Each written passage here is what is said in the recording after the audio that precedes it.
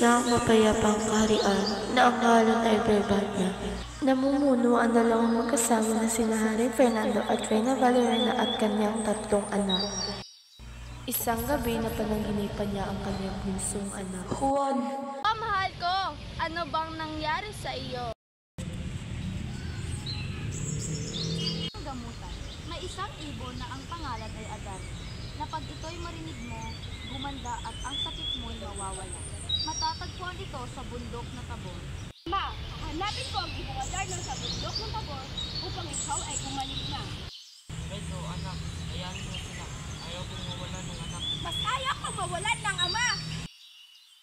Siya'y naglakbay sa kabundukan higit sa 3 buwan bago narating ang bundok Tabor. Na at reglas, latas. Apakaganda pala nito, lalong-lalo na ang punong Dumating ang ibong Adarna at nagsimulang umawit. At si Don Pedro ay tuluyang nangangutulog. Matapos umawit ang ibong Adarna, may ugaling magbawas. Ay siya ay napatakan ng dumi ng ibong Adarna at tuluyan na ito naging. may pag-asa pa kaya kumalik ang hari. Sa tagal nang nawawala ang iyong nakakatandang kapatid.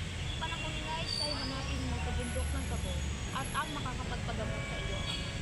Kaya ko ito. Hindi kayo. Naglakbay si Don Diego patungo sa bundok Tabor na hindi nagpapaalam sa kanyang mga magulang. Umabot ng 5 linggo bago siya nakarating sa kanyang patutunguhan. Ano bang laking hiwaga ng puno? Nakakaakit sa mata. Malapit na ang gabi. Ako yung mahinga muna. Tulad rin ng nangyari sa kanyang kapatid, si Don Diego ay naging bato din. Masakit man sa kalooban ni Haring Fernando at Reyna Valeriana na mawalay ang kanilang pinakamamahal na anak. Tulungan mo ako, dahil ako ay gutom na gutom na.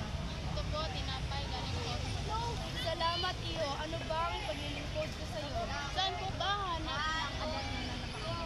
Pumunta ka sa Fredlas Tatas at ikay kumatok at iyong katanungan ay doon masasagot. Salamat po. Halika dito, ano bang may paglilingkod ko sa iyo? May isang emisan na nagsabi sa akin na ako'y pumarito at ikay tanungin kung saan nakatira ang ibong Adarna. Sa dinami-daming gustong kalabanin ng ibong Adarna, lahat sila ay nabigo. Ikaw pa kaya? Gagawin ko ang lahat, alang-alang lang sa aking amang.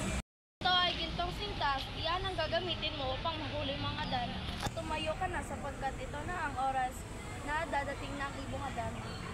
Sa kanyang uhaw at gutom, may nakita siyang kakaiba at kanya itong ininom. Ano naman ang lasa nun? Tinulungan niya ang kanyang 2 kapatid. Salamat dahil niligtas mo kaming dalawa. At ang 3 magkakapatid ay umuwi na sa kaharian. Isang masamang balakid ang nabuo sa isipan ng nakakatandang kapatid na silang iyunan na sa bandang muli ng 2 kapatid.